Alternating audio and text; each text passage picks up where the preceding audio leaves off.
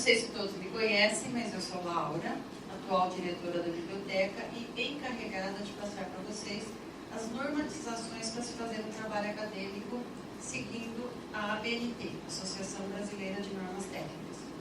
Certo? Na realidade, nós seguimos 6 normas de tantas que existem. Certo? A norma de formatação do trabalho, tá? Uma norma específica para apresentação das referências, uma norma para apresentação de resumos, uma norma para apresentação de sumário, uma norma para apresentação de citação, certo? De tabela. Então, nós reunimos todas estas normas que nós usamos, as 6, e fizemos algumas apresentações que estão disponíveis na página da biblioteca. Então, vocês acessem a nossa página de Franca, biblioteca, serviços oferecidos, e dentro de serviços oferecidos, normatização, apresentação de trabalho acadêmico. Tá? Este. Você pode descer um pouco, por favor. Então, aqui nós temos 3 links. Da apresentação geral, as citações e as referências. A apresentação geral, ela engloba algumas normas. E a de referência específica e citação também é uma norma específica. Regina, de apresentação geral.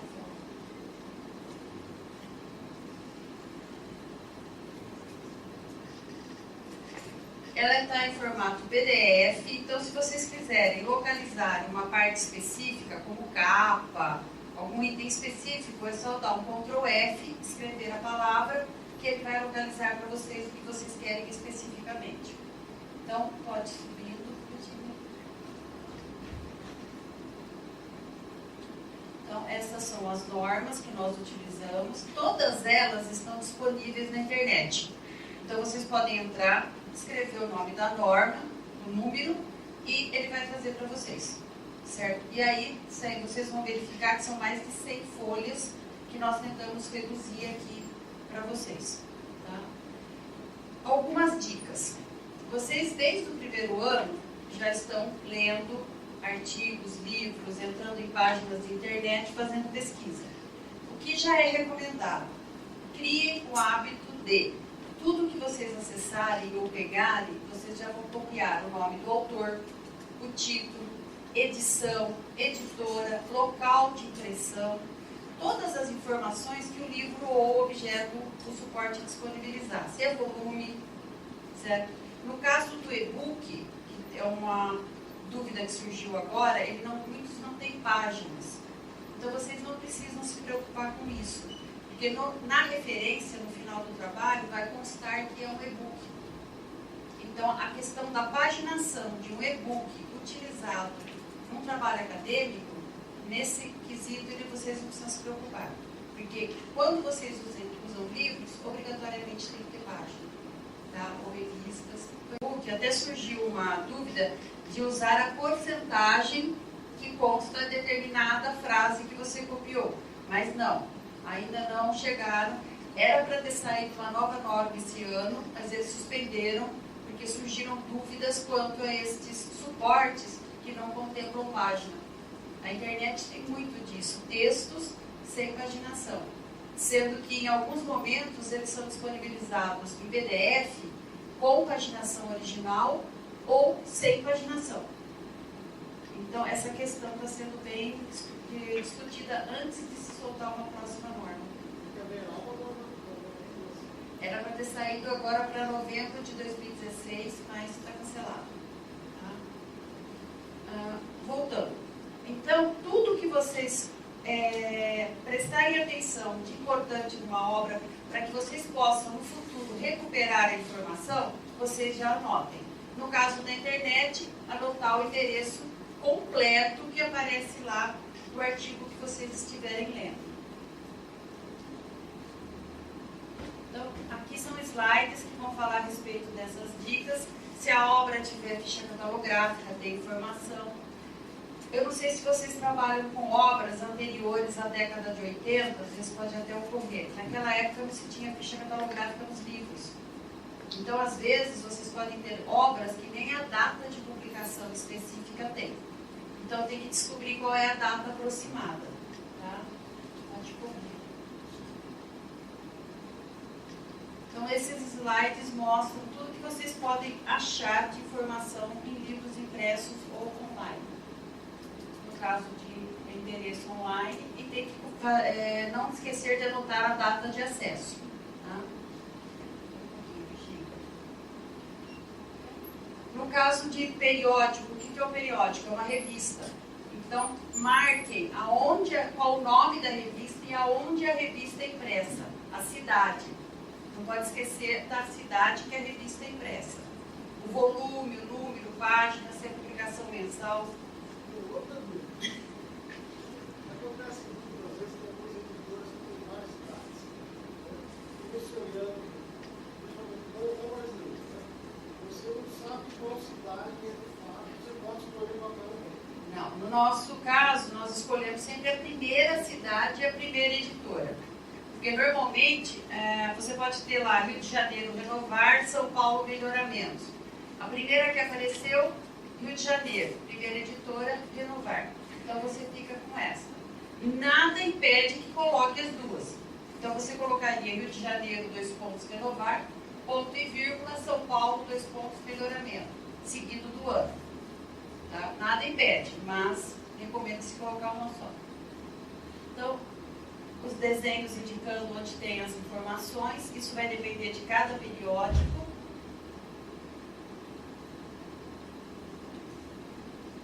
As expressões. No caso de vocês forem usar expressões latinas, algumas frentes falam que elas têm que ser escritas em itálico. Isso não é verdade. Tá? Elas não são escritas em itálico. Nessa nova norma, que está para sair, não se sabe quando, pode ser que volte. Porque isso mudou há alguns anos, em 2002, 2004, não lembro. Então, eles são escritos normalmente. Se vocês forem optar pelo termo na íntegra, todos eles serão escritos na íntegra, não haverá abreviatura. Por exemplo, ibidem, idem, optum citatum. Se vocês forem optar pela abreviação, então vai ser ibid, id, opcitar, opcite, não vai escrever na íntegra, tá? Não pode misturar. O apud, ele é o único que pode ser utilizado tanto no sistema autor-data quanto no sistema referencial. O que é o sistema autor-data? É quando você escreve as referências no corpo do texto, você identifica os autores entre parênteses. O que é a nota referencial? A citação referencial. É quando você coloca no final da citação, ou do lado do autor, uma nota, um númerozinho, e na nota de rodapé você vai ter a referência completa da obra que você utilizou. Então, isso é uma nota, é uma referência, é uma citação referencial. Tá? Então, existe o autor-data e o referencial. Pode.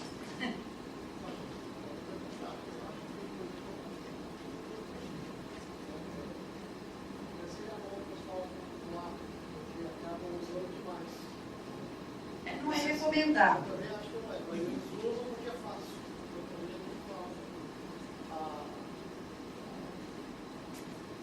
o autor da uma vez na educação do aluno, tem que adotar um sistema só. Quer dizer, se eu dou o autor dado, eu vou ter o autor dado. Sim, do começo ao fim. Agora, quando eu tenho, por exemplo, tem uma citação da não sei se você deixa, se você for falar depois, você fala, não vou falar mais agora. Mas eu uso o autor dado, certo? E chegou aqui, eu vou citar uma fala do ministro, está acabando. Vou falar, citar o ministro. Nesse caso, aí eu posso usar a nota referencial, porque eu acho que uma pessoa é uma citação autor-dado quando é uma autoridade, um documento. Então, no caso, o que pode ser? Se é um documento impresso, mesmo da internet, ele pode ser tanto autor-data quanto referencial. Isso não altera poder utilizar um ou outro, só não pode misturar, usar autor data e nota referencial. No caso do autor data, sempre pode haver uma nota explicativa, mas ele não vai deixar de estar Bresser Pereira, 1999, tá, mas autor data, mesmo que seja... Não vai repetir. Pereira, 1999, bota uma notinha, discurso do ministro, pode até colocar referência a outra pessoa.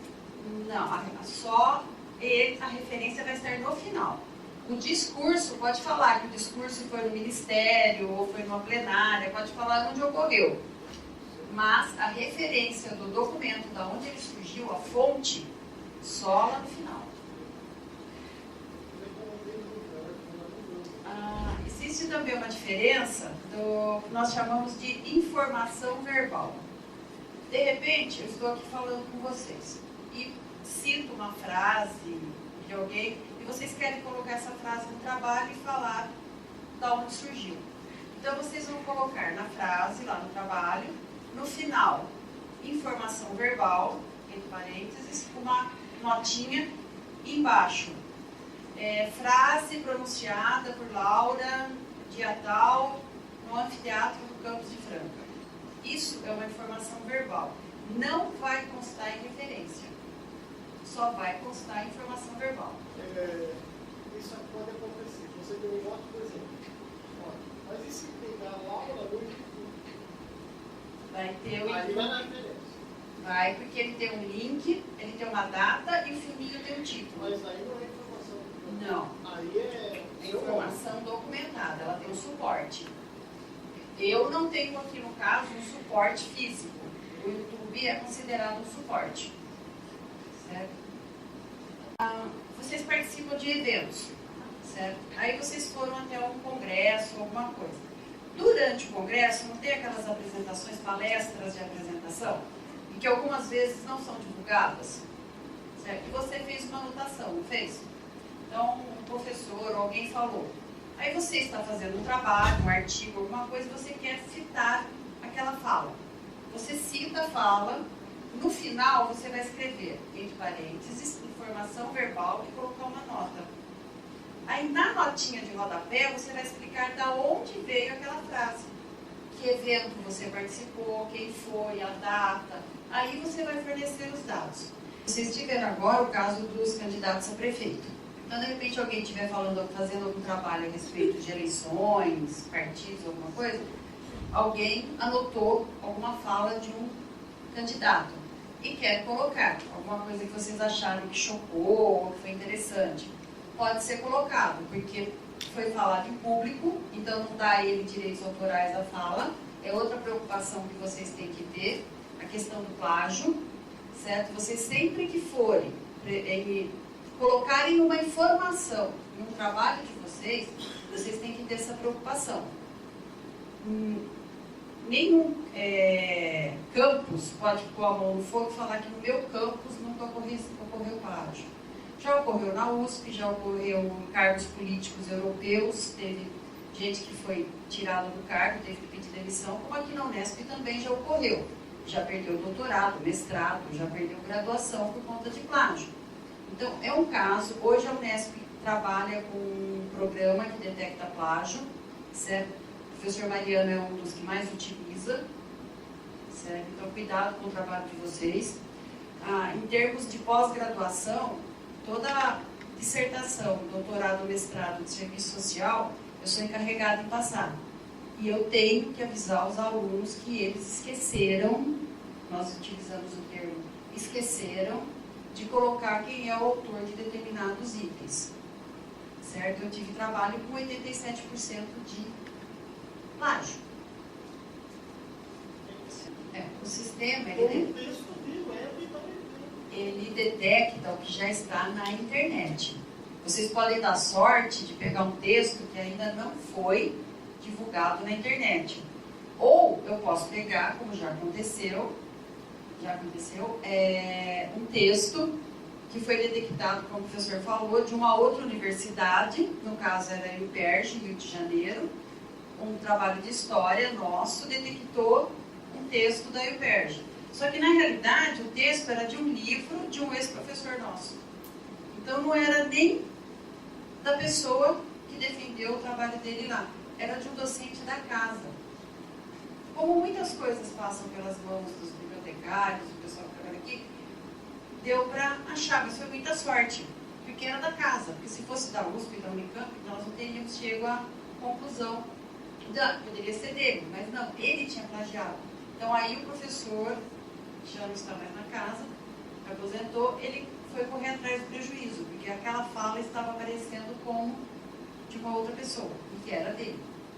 Então, plágio, gente, hoje no Brasil é uma coisa que está pegando fôlego.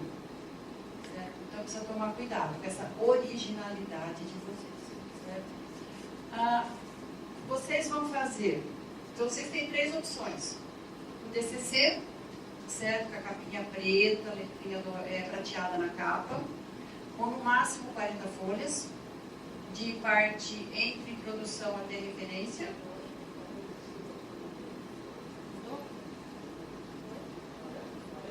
Entre introdução até referência. De introdução até referência. Ou TCC, ou TCCA, um projeto para tentar mestrado em alguma instituição, ou vídeo. Apresentação de vídeo. Vídeo, acho que em 12 anos que eu estou aqui, acho que nós recebemos um. E aí, só foi um. Faz, TCC, projeto vários. O pessoal tenta muito a Santiago Dantas, o LB, 20 folhas no máximo, normalmente. Se vocês quiserem que a biblioteca passe pelo sistema, é só mandar o arquivo para a gente, pode ser Word ou PDF, a biblioteca passa e dá o retorno para vocês. É só tirar um pezinho da consciência se cometeu algum deslize, sem querer, apareceu alguma coisa, sem problema. Folha branca, preto, a não ser que vocês estejam colocando figuras, aí é questão com o orientador. Tamanho da fonte 12, recomendado. Na norma não fala que é obrigatório usar o tamanho 12, é recomendado. A fonte também não é obrigatória, vocês escolhem a fonte. Só que vocês têm que levar em conta se o orientador aceita. Porque se você usar uma fonte calibre, tamanho 12, você vai ter 40 folhas. Se você transformar calibre em tiles, você já vai ter um trabalho de 45 folhas. Então, dependendo do tamanho da folha, você tem uma quantidade resultante no final do trabalho. Aonde que a fonte é menor? Na folha de rosto, nas citações de mais de 3 linhas e nas naturezas das figuras. Certo? Nota de rodapé é automático. Quando você pede para colocar nota de rodapé, o Word já passa para a fonte 10, desculpa. Precisa tomar cuidado também numa coisa. Eu não sei se acontece com vocês, mas às vezes acontece de, no corpo do texto, vocês estarem trabalhando com tiles, na hora que vocês acrescentam a nota de rodapé, ela muda de fonte. Ela tem que ser a mesma fonte no corpo do texto e na nota de rodapé. Tá? Tabelas e ilustrações. Existe uma diferença que o pessoal coloca faz muita confusão entre quadros e tabelas. As tabelas são utilizadas quando vocês estão fazendo cálculos.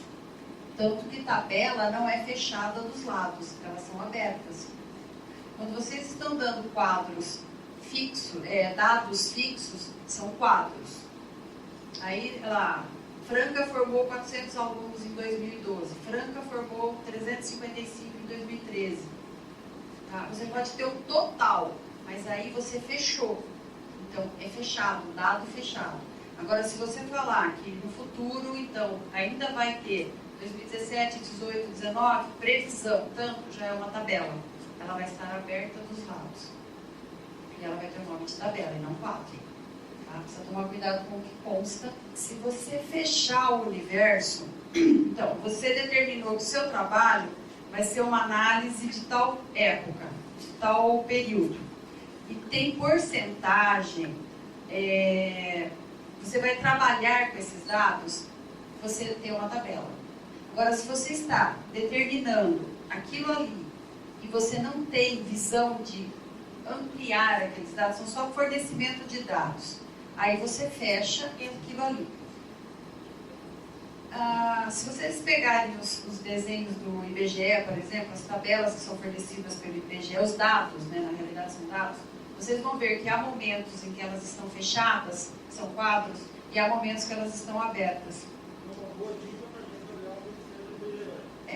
Na realidade, a norma que trabalha as tabelas, que fala como que elas têm que ser apresentadas, é uma norma do IBGE desde 1993. É a mesma norma, não mudou. Norma para tabelas. Certo? A que nós usamos é a mesma. Aqui as margens.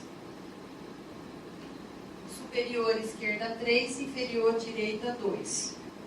Espaçamento entre linhas, 1,5. Depois fala de como são os espaçamentos entre as figuras. Vocês estão escrevendo um trabalho. O que é uma seção? São as partes de um trabalho. Dentro de um trabalho, você pode ter seções e subseções. Então, lá, introdução. Entre a palavra introdução e o texto, tem um enter. Um enter. Acabou a introdução, no caso do TCC.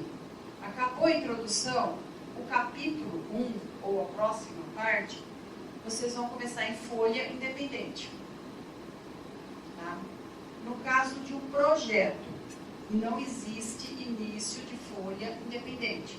O projeto é um corpo só. Então vai ter lá introdução, justificativa, metodologia, cronograma sequencial. Até bibliografia, é sequencial. No projeto é sequencial. Você tem o sumário, se o professor pedir, porque o projeto também não é obrigatório ter sumário. Não é obrigatório sumário. Se vocês forem ter sumário, então vocês vão fazer um sumário. Aí vai começar na próxima folha. Nesse caso do projeto, o resumo vai constar do sumário. No caso do projeto, o resumo consta no sumário. Porque é resumo, se o professor pedir, aí vai depender de como vocês vão seguir um padrão de projeto. Não existe um padrão específico para projeto, existem partes, mas não existe um padrão específico. Então você poderia ter um resumo, a introdução, justificativa, metodologia, tudo sequencial. No caso de um TCC, o resumo, ele é antes do sumário. Então ele não vai fazer parte do sumário. Tá? Pela norma, a palavra capítulo, ela não existe. Tá? Então, se vocês forem fazer o trabalho, então é introdução, já vai ser o número 1. 1, introdução. 2, história do Brasil. 3, história da Europa. 4, história da América do Norte. Então, cada seção principal terá um número. Então, história do Brasil. Item 1, 2, história do Brasil. 1.1, descobrimento do Brasil. 1.2, formação das capitanias. Então, são tópicos. Depois nós vamos visualizar aqui. Mas aí são tópicos sequenciais dentro de cada seção principal.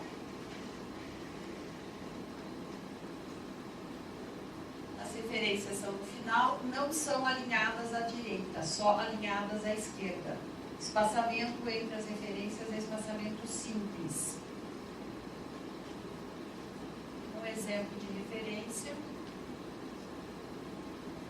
Se vocês me perguntarem o que são aqueles tracinhos ali.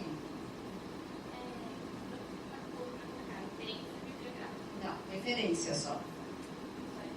Só referências. E a centralizada. Voltando então, questão dela. O que é centralizado e o que é a margem esquerda? Termos centralizados. O nome da faculdade na capa, o nome de vocês na capa, o título do trabalho e a cidade franca e a data que vocês vão apresentar o trabalho. Aí vem a folha de rosto, Aí vem apresentação. A palavra é centralizada e vocês podem fazer a apresentação que vocês quiserem. A palavra resumo, ela é centralizada. A palavra sumário, ela é centralizada. Ou seja, tudo que veio antes do textual, ou seja, pré-textual, são termos centralizados. Textuais, introdução, capítulos, é a margem esquerda. Não são centralizados. Pós-textuais, referências, apêndices e anexos. Esses termos são centralizados novamente. Tá? Mas isso tudo tem exemplo aqui. Quando que usa aquele tracinho ali? Alguém já fez referência usando esse tracinho? Quantos tracinhos você colocou? 6. E onde quem te falou que eram 6? Eu contei ali. Você contou? São 6. Tá?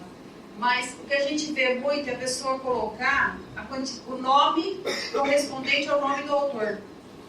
Então, seria Gentili, colocaria o número de letras que tem a palavra Gentili. Não, são 6 underlines. Tá? Esses underlines só são colocados depois que você fez toda a referência. Porque Eu não posso repetir. não, porque na regra, existem essas duas alternativas. Ou você deixa o nome, ou você transforma em underline. Não é obrigatório ser underline. Certo? Pode deixar o nome inteiro.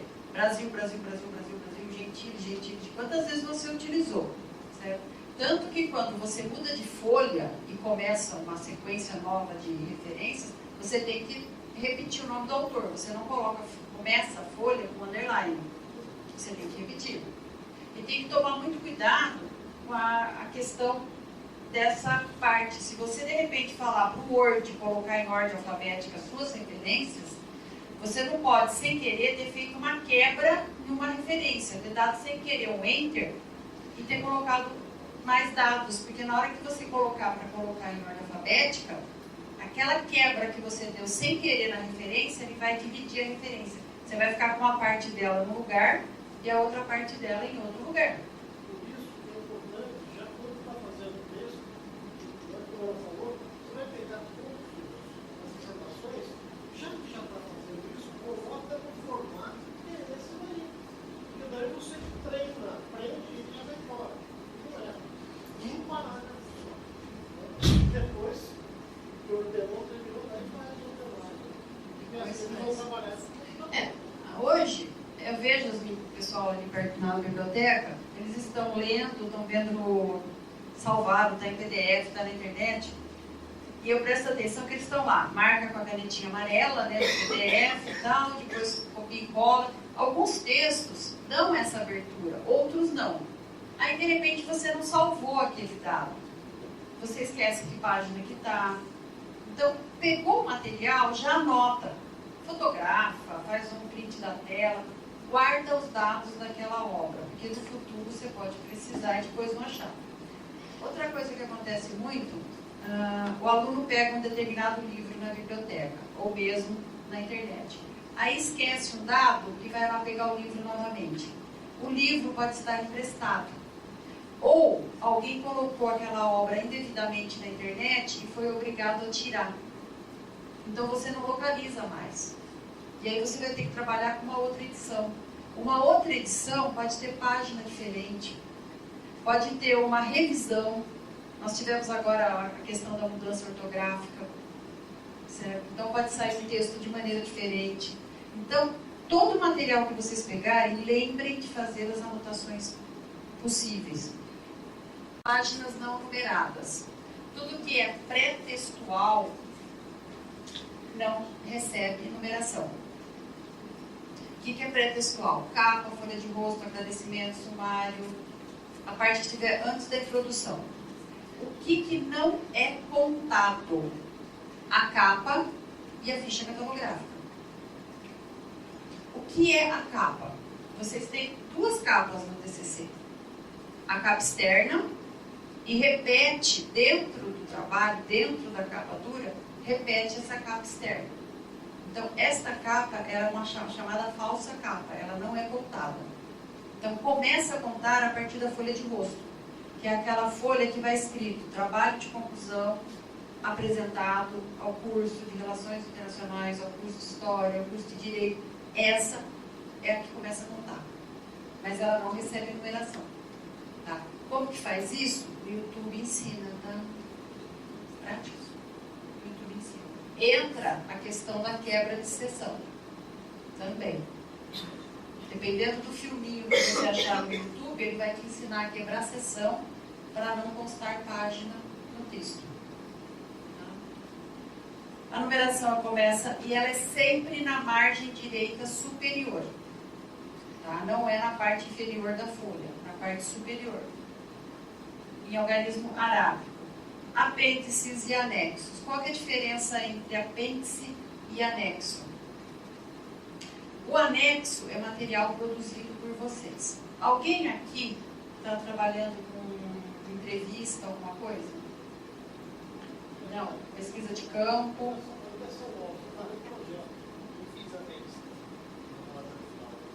Foi um documento feito por você.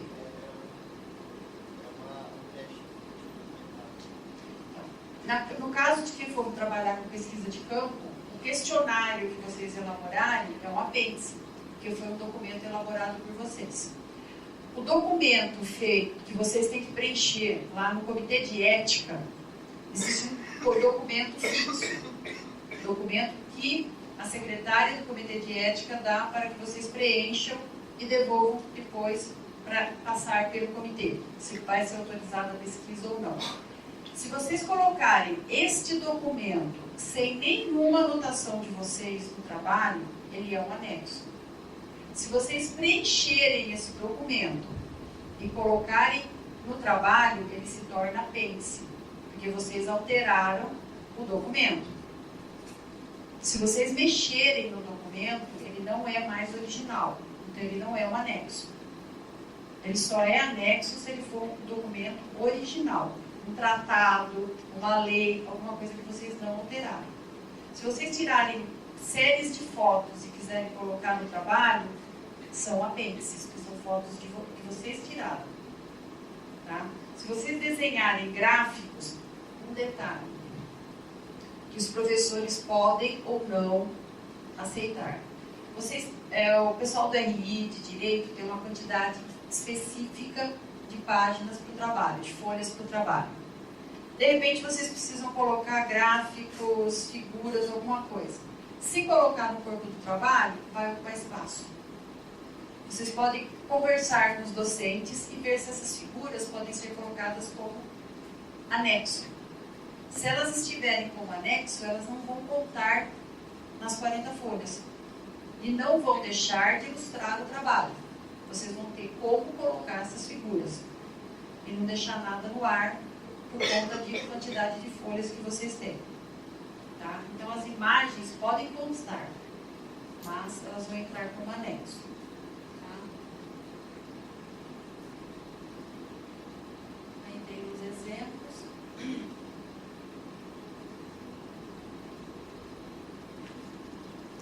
Pode ser.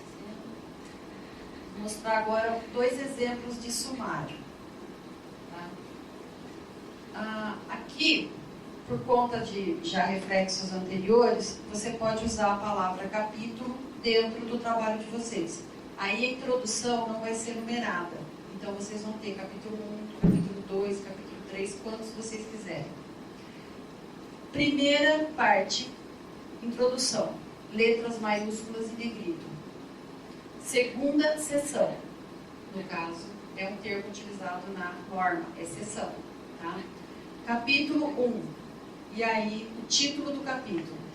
Primeira subseção, 1.1, negrito normal. Terceira subseção, neste caso eu coloquei itálico, como eu poderia ter feito redondo. Desde que mude a apresentação, não tem problema, poderia ser redondo, poderia ser itálico. E aí vocês vão fazendo as subseções, sempre a margem esquerda. A margem direita, ela só é ela não é justificada para a elaboração do título, certo? Ou aí eu inverti, coloquei o redondo primeiro e o itálico depois. Ou seguir a ABNT, como a ABNT fala, e não utilizar a palavra capítulo. Aí fica nesse formato. A introdução já é numerada. Tá? Não está errado. Veio uma bibliotecária de fora fazer parte de uma banca. E ela fez questão de ir na banca, e isso deixa o aluno desconfortável na hora da apresentação do trabalho. De falar para a pessoa que a palavra capítulo não está na norma e que aquilo estava indevidamente colocado. Ele não está, a palavra capítulo ela realmente não existe na norma. Só que é uma coisa que veio da casa. As pessoas usam. Eu tenho professores de serviço social que fazem questão que os trabalhos tenham parte 1 e parte 2. Na norma não existe isso, mas ele faz que seja dividido parte 1 com seus capítulos, parte 2 com seus capítulos, e existe uma conclusão unindo os dois, porque são partes independentes e que unem no final. Eu não vou chegar para ele e falar, é proibido. Só que no caso da banca, houve esse pequeno desconforto, porque realmente na norma não existe. Vocês podem usar autor, data, referencial. O direito, até uns 4 anos atrás, só podia usar nota referencial. Não podia usar autor, data. Hoje existe quem aceite o autor, data e quem aceite a referencial. Certo? Então vai depender muito de quem está orientando vocês para determinar isso. Tá? Aí ele vai falar que é centralizado, que eu já falei, só tem a... Agora estou mostrando, né? Certo? As cores das capas. Vocês sabiam que vocês eram para ser marrom escrito em dourado? Que teve eleição? Teve eleição. E o marrom escrito em dourado perdeu por 2 votos. Eu estava presente. E eu sigo vocês há muito tempo. Aí vem a estrutura. O que é obrigatório e o que não é obrigatório. São os opcionais. Tá? Normalmente o DCC do RI ele é estreito, então não dá para fazer lombada. Dificilmente vai ter uma lombada, tá? Então não fiquem preocupados. Quem é do RI, do direito, pode ser até 120 folhas, então pode ter uma lombada. O que é um glossário? Aí vocês vão utilizar termos internacionais, termos específicos, termos técnicos. E vocês querem colocar no fim do trabalho o que significa cada termo desse. Qual termo? Então vocês podem criar um glossário no trabalho de vocês. Tá? Nada impede. É um tipo de um dicionário no final do TCC. Tá? E aí agora vai ser a formatação. Aí tem os tópicos e depois tem um desenho de como fica a capa.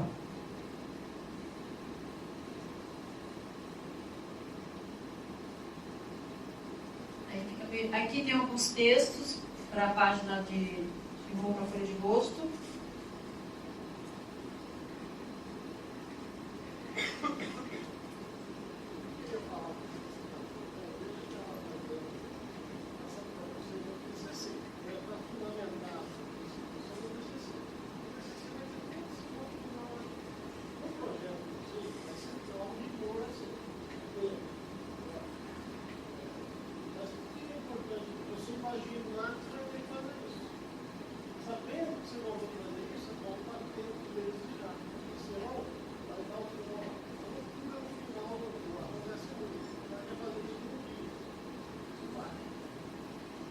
Se vocês forem fazer mestrado aqui, então futuramente terão regras a seguir, porque na hora de uma dissertação tem um certo padrão para você seguir, certo? Então no momento, se for fazer um projeto, aprender já como é uma sequência, o tipo de fonte, como deve ser apresentado, já ajuda. A ficha catalográfica, quantos vão fazer TCC aqui? projeto. Mas, Você está numa metodologia. no caso, hoje a biblioteca disponibiliza a tal da ficha catalográfica, você mesmo pode fazer sua ficha. É uma coisa que a biblioteca conseguiu, que antes você tinha 7 dias para esperar a ficha ficar pronta. Aí a nova geração de bibliotecárias, como tudo novo, ajuda, certo? As novas funcionárias criaram e já disponibilizaram na internet. A gente está esperando mais algumas novas para ver se... Eu tento ser nova, tá? Mas muita coisa não dá. No caso da errata, isso aqui também na época do TCC, se errarem alguma coisa, certo? Folha de aprovação vocês não têm, vocês não passam por banca, tá? Vocês têm os professores que analisam os TCCs, mas não é formado por uma banca, vocês não apresentam, tá? Então essa folha de aprovação não precisa. Dedicatória não é obrigatória, agradecimento também não e epígrafe também não.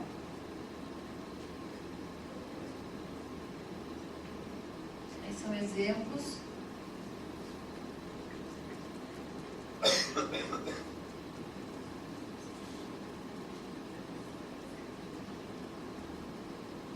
O resumo. Num projeto, ele tem que ter até 250 palavras. O TCC também. Tá? Resumo, ele não é dividido em parágrafos. O resumo é um parágrafo só, certo? E ele não tem aquele parágrafo inicial. Ele é um quadrado, um retângulo, seja lá o formato que for ficar na folha que vocês estão fazendo, mas ele é fechado, certo? E ele tem palavras-chave, separado por hífen. Palavras, hífen, chave. Aparece muito pra gente palavras-chaves, sem hífen. Então, palavras, hífen, chave. Essas palavras, elas têm a ver com o texto. Relações internacionais é uma palavra-chave. Ao mesmo tempo que relações também é uma, e internacionais pode ser outra. Então, existem termos e existem palavras. Direitos humanos é um termo técnico, é considerado uma palavra-chave.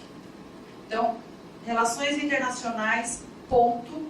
Direitos humanos, ponto.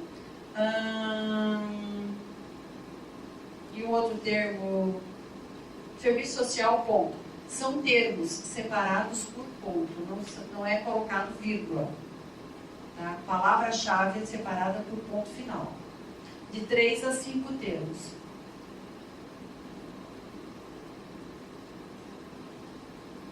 No caso de um TCC, em cima do resumo, você tem a referência do seu trabalho. No projeto não tem isso, tá?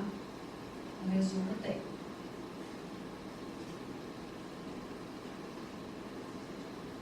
Quando que você faz listas de tabela, ilustrações? Se tiver mais do que 4 figuras no seu trabalho, de ilustrações. Seu trabalho tem 5 tabelas, você já tem que fazer lista. Seu trabalho tem um mapa, não precisa fazer lista. Então vai depender do que o seu trabalho disponibilizar.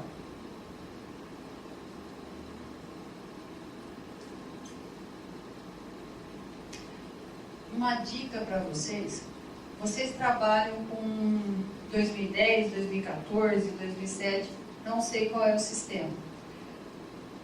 Se vocês abrem um computador, depois abrem outro computador, vocês vão estar ocasionando conflito.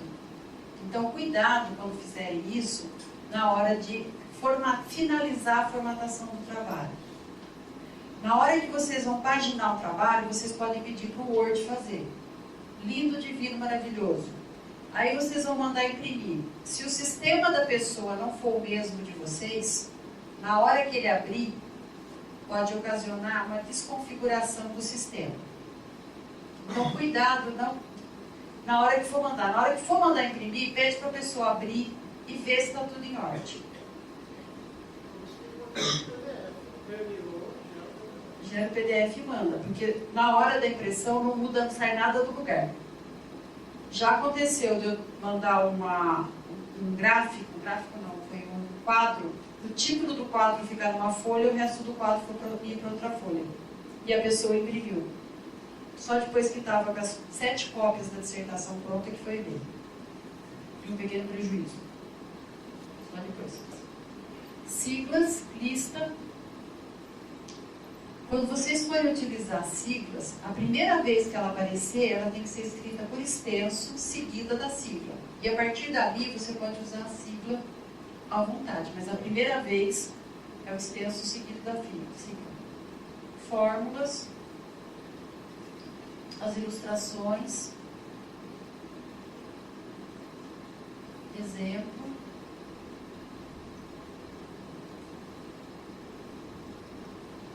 uma tabela,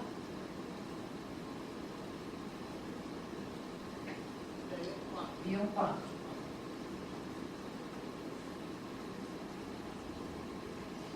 E aí acho que acabou. Citações. Formatos, exemplos de como pode ser feito autor-data. Existem 4 maneiras de você fazer autor-data, seguido de página ou não. Lembrando que internet muitas vezes não tem página, então não tem como você colocar página.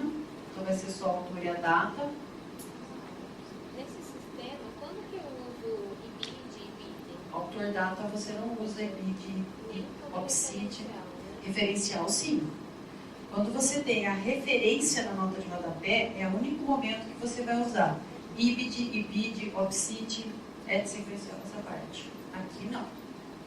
Aqui o único que você vai usar é o etial, né, porque é outros autores, e o APD. No caso da nota referencial,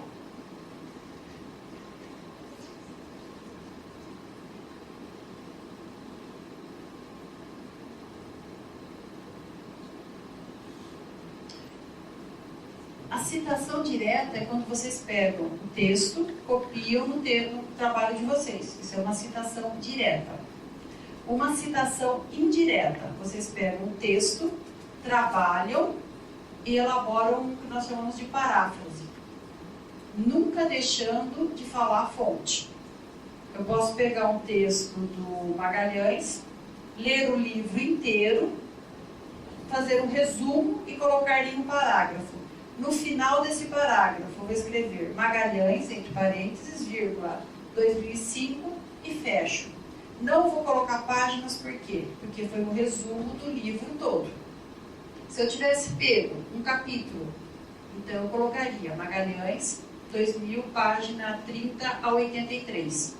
Isso quer dizer que foi de um intervalo que eu fiz aquela paráfrase. Então, isso é uma citação indireta. Ou eu posso fazer o que nós chamamos de ápode. Certo?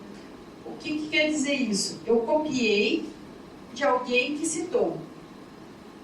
Não é muito recomendado, porque a pessoa que fez a fala, que escreveu, que copiou, pode ter comido letras, pode mudar a palavra que estava lá,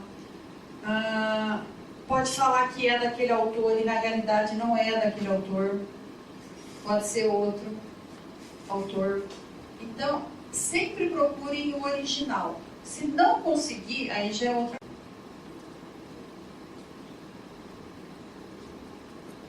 Quando elas são feitas diretamente, elas são entre aspas. Lembrando que até 3 linhas de citação direta, ela fica no corpo do texto. Mais de 3 linhas, você vai fazer com aquele recuo de 4 centímetros. Isso vale tanto para projeto quanto para TCC.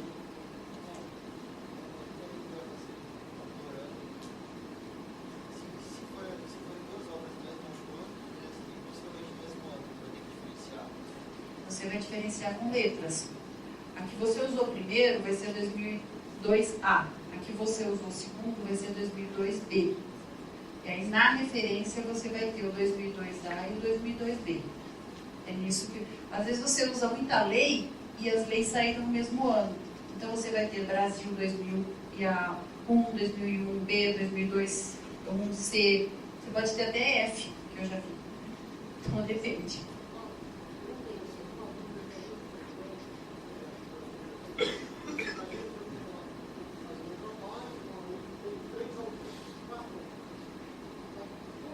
Por exemplo, há um consenso que tal coisa ocorre assim. Aí eu abro parênteses, usando esse lugar, e colocar lá, Moreira, algo qual é a ordem que eu devo levar? É a ordem alfabética do autor ou a ordem do ano do mais velho para o mais novo? Não existe uma norma para isso. A norma fala que tem que ser separado por vírgula. Pode ser, porque uma coisa que para mim pega muito mal. Nós, quando é cronológico, né? E, na época, eu me lembro, acho que tinha um orientador, é mestrado, mas eu nunca vi essa coisa. Não tem. Daí eu falei, pô, que bagunça, vai isso aqui, Não existe uma norma falando. Você pode criar um padrão que vai ocasionar que futuramente você seja visto por isso. Ó, você é uma pessoa que faz essa. Como você pode pegar e achar o mais importante. Mas não tem isso especificamente. Tá?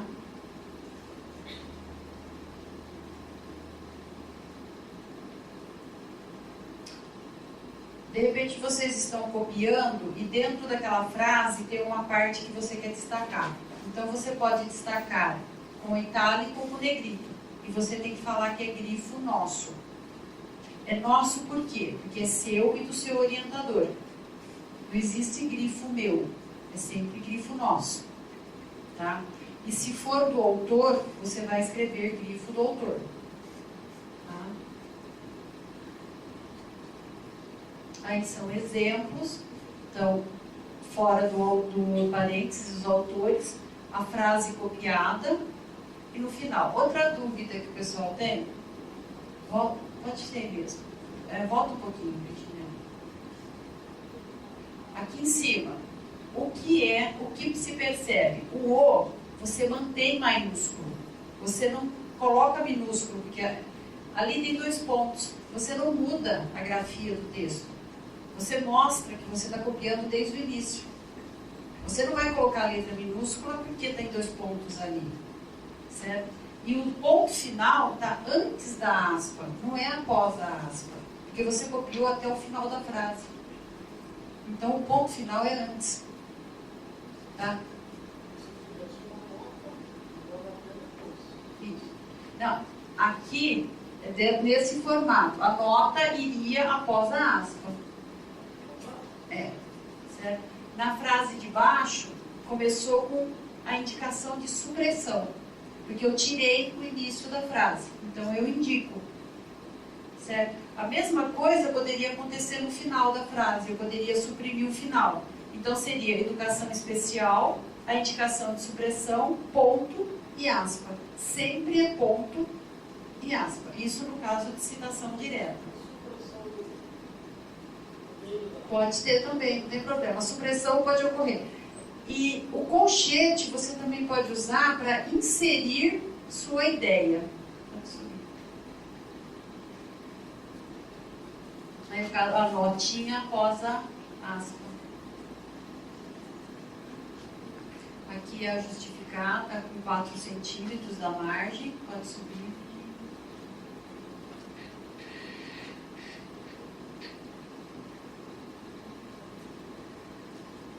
Agora, citação indireta, exemplos. Quando você faz uma citação indireta, não tem ponto final. Ó. Brasileiros, a indicação do autor, aí que vem o ponto final. Tá? Na citação direta, você tem o ponto final e a aspa, indicando que você copiou até o final. Aqui não é uma citação direta, então não tem ponto final lá, só vai ter no final da frase. Vírgula. Sobe na citação direta. Aqui. Isso aqui é uma citação direta. Se eu não tivesse colocado como as escadas de acesso a edifícios, eu tivesse suprimido isso. Então, colocaria espaço, vírgula, colchete, ponto e fecharia a aspa. Tá? Se eu tivesse feito a supressão no início, é preciso perceber. Aí eu teria colocado supressão que todos nós estamos sujeitos. De qualquer maneira, você tem que indicar a supressão, ou no início, ou no meio, ou no fim. A única detalhe é que quando é menos de 3 linhas, ela é no corpo do texto. Detalhe, como você sabe que uma citação tem 3 linhas ou mais? Antes de fazer o recuo, mas no trabalho deu 4 linhas. Verifique se realmente, na hora que você dá um Enter, essa citação ela sai do texto.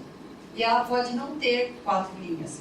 Ela pode estar com 3 linhas. Ela volta para o local dela. Ela só vai para recuo se ela tiver mais do que 3 linhas. Tá?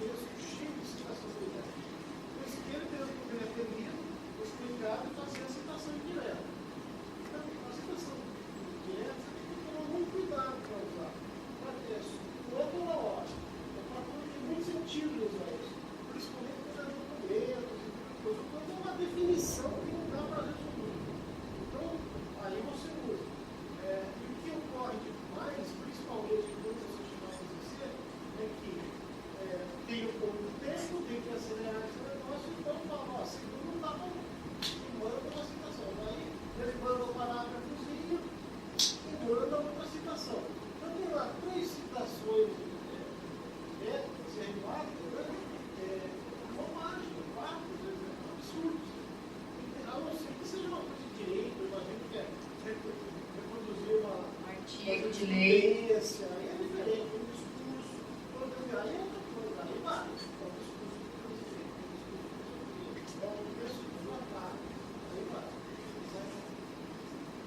Normal. Na citação direta é sempre ponto final, terminar, por exemplo, se tem uma vírgula, eu acho que uma vírgula fecha aspas, Normalmente, a frase tem um final. Ela tem um ponto final. Se você não copiou até o ponto final, você tem que indicar que você suprimiu. Por exemplo, você tem os artigos de leis. Normalmente, eles são separados, os incisos, por ponto e vírgula. Certo? Mas mesmo assim, ponto e vírgula, suprimiu os demais incisos, indica, ponto, e vai colocar lá Brasil, 2007, seja lá o número da lei. A citação de citação, que é o ápode, precisa tomar cuidado, certo? Não é escrito em itálico como nenhum deles. Lembrando uma coisa que acontece muito. O que quer dizer ápode? Quer dizer citado por. Então eu não posso falar que uma obra de 2007 foi citada por alguém que escreveu em 99. Aparece muito, tá? Então, é o mais velho citado pelo mais novo. Mas acontece. Tá?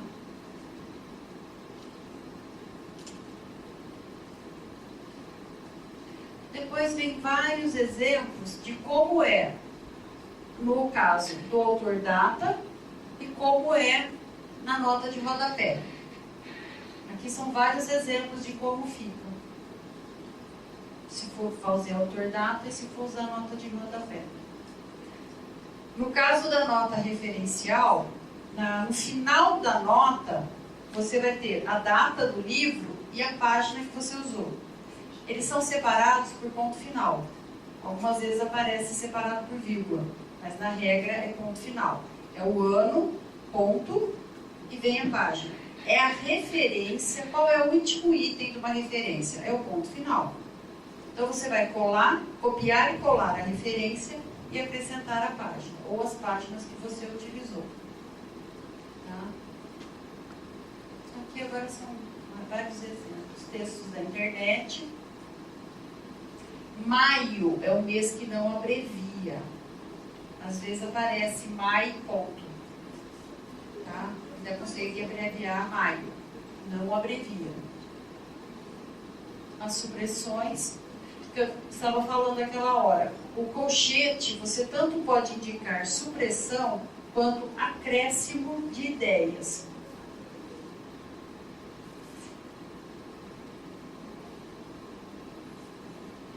Aqui, supressão pode ocorrer no meio, tá? E aqui, quando você quer acrescentar um texto seu dentro, então, coloquei entre colchete.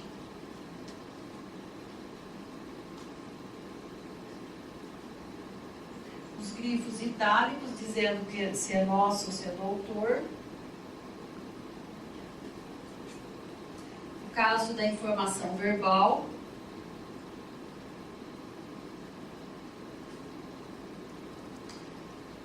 Se alguém pretender futuramente utilizar o sistema referencial, a cada capítulo, a cada seção principal, a nota de rodapé reinicia novamente, começando de novo.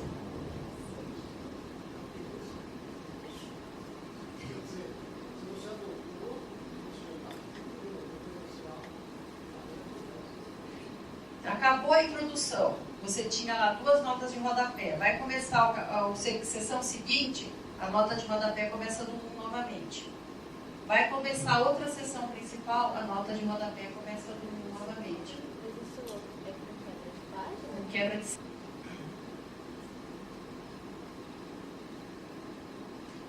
Dentro, a nota você pode ter uma nota explicativa e uma nota referencial no texto.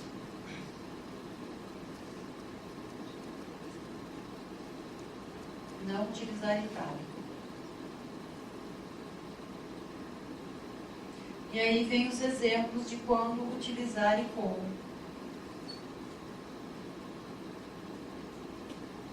Se você for utilizar uma obra em inglês, você vai colocar em itálico.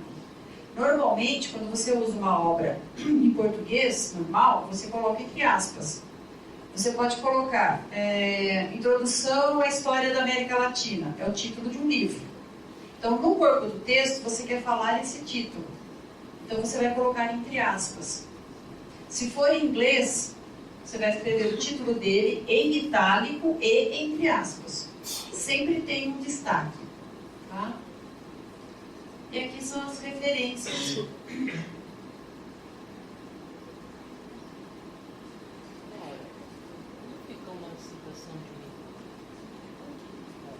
É o que eu falei no início. O e-book, hoje, ele não tem página. A maioria dos que eu conheço... Um exemplo seria autor, nome do livro... Não. Autor, ano. Ele não vai ter página.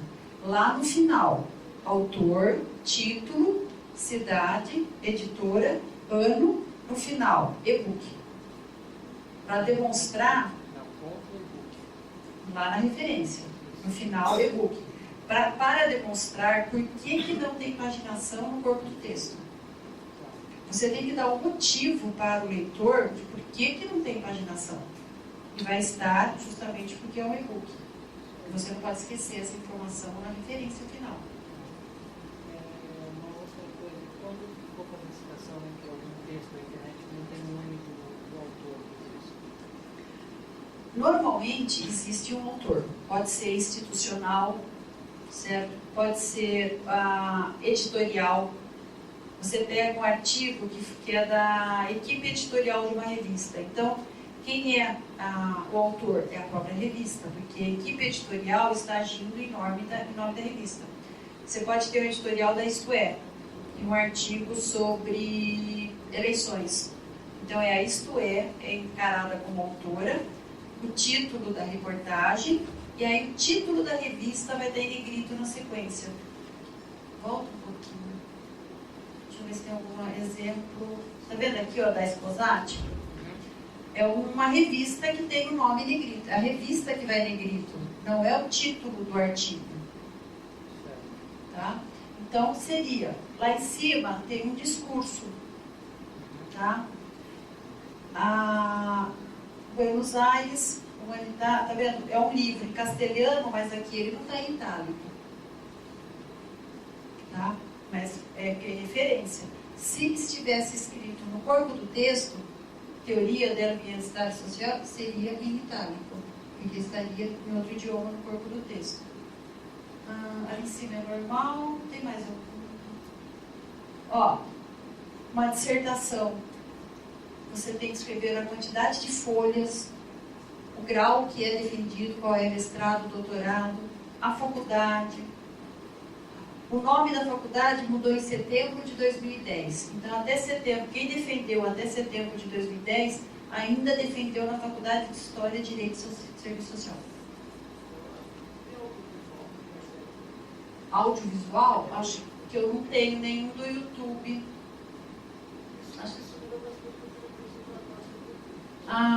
Por exemplo, se vocês vão usar a letra de uma música, estrofes de uma música, Chico Buarque de Holanda, e vocês pegaram lá naquela vagalume, certo? Aí existe na discografia qual é o LP e qual é o ano. Faz um favor para mim. Fecha essa página, fecha não, pode deixar aberta. Abre a de referências. Referências, isso. Ctrl F, disco. Acho que vai dar disco.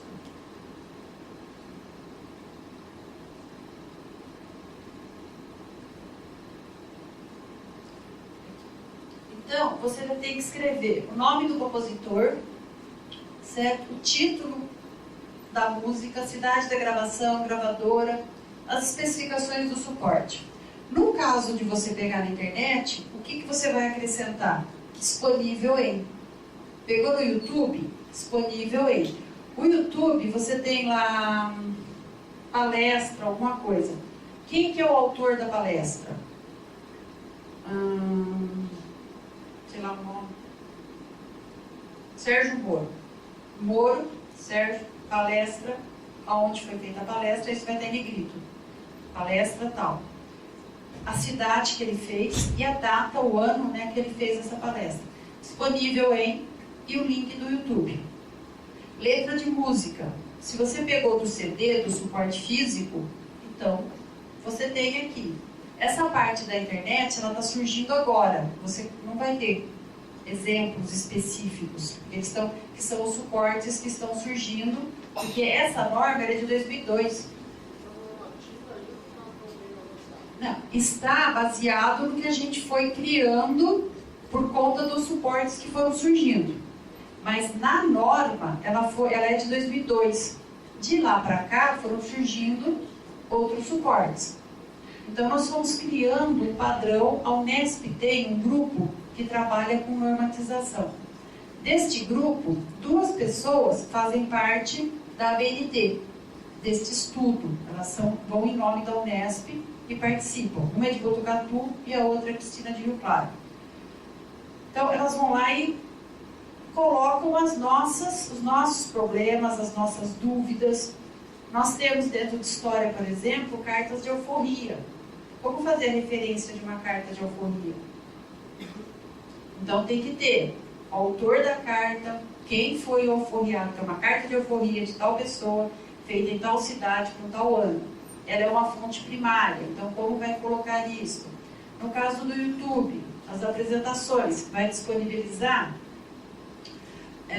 que ano foi, certo? O diretor, no caso, são as pessoas responsáveis pela elaboração, porque pede, no caso de filme, o diretor, pede o nome dos atores.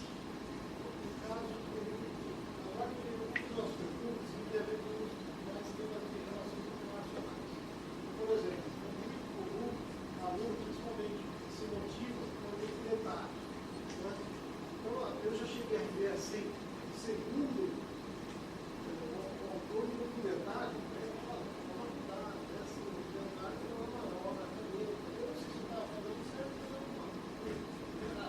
agora, dentro daquele documentário, tinha vários pedaços de cenas de fato de autoridades, sendo entrevistadas. E daí para aí, eu acho que você pode citar o presidente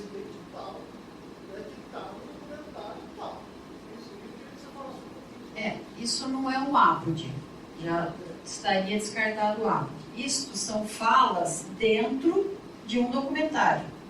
Isso em nota explicativa vai ser feita essa explicação, né? Esse esclarecimento, certo? Porque não pode ser falado, o autor citou, não citou, porque foi a pessoa que apareceu falando. Então, este é um documentário de tal pessoa, elaborado por tal pessoa, mas dentro deste documentário tem histórias. E cada história foi gerada por alguém. E este alguém tem que ser citado numa nota explicativa. Não pode passar aquela fala para um autor que não foi ele. Não, é só o documentário. Só o documentário. A nota de rodapé ela vai explicar a situação. O documentário ele vai estar na referência. No caso, do autor data. No autor data vai estar o autor do documentário, o diretor do documentário. Certo? Agora, com a explicação. Então, outra questão, imagine uma votação na ONU, né? Então você sobre o tema tem falas presidentes. Né? E muitas vezes essas falas elas vêm do documento. O documento que é uma declaração. Mas não é uma declaração, é como se fosse a declaração do país. Né? Isso não é uma declaração do país. O correto, então, vai ser como que eu sei isso? deixa eu entender. Por exemplo,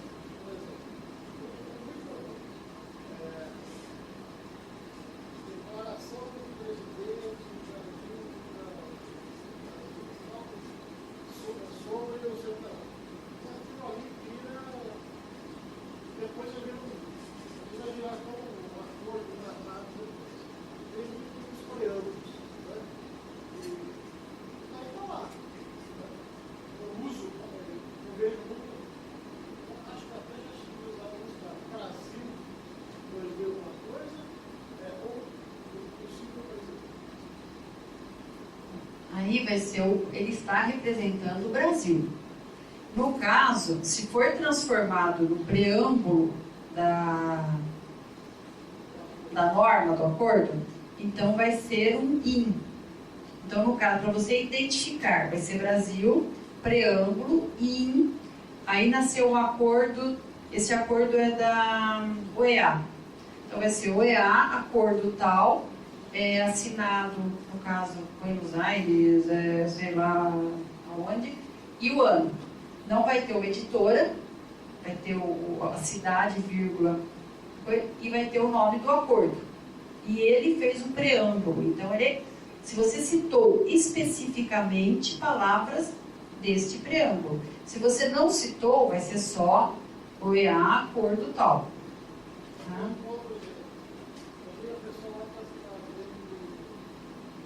Vai na página do Itamaraty, página do Ministério das Relações Exteriores, pega o texto que está nessa página, a página oficial, e esse texto não está assinado. A citação correta é Ministério das Relações Exteriores. Mas esse texto surgiu do quê? Resultado do quê? É, por exemplo, a explicação do Brasil sobre o que é o Mercosul. Ministério das Relações Exteriores. O texto ele se torna institucional. O responsável é a instituição do site, da página. Na verdade, eu sabia disso, mas eu não queria.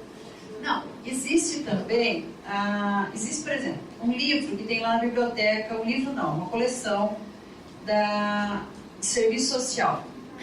Ele chama Capacitação em Serviço Social.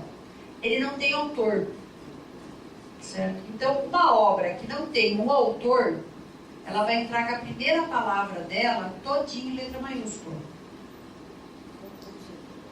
Uma obra que não tem autor. Neste caso, Capacitação em Serviço Social.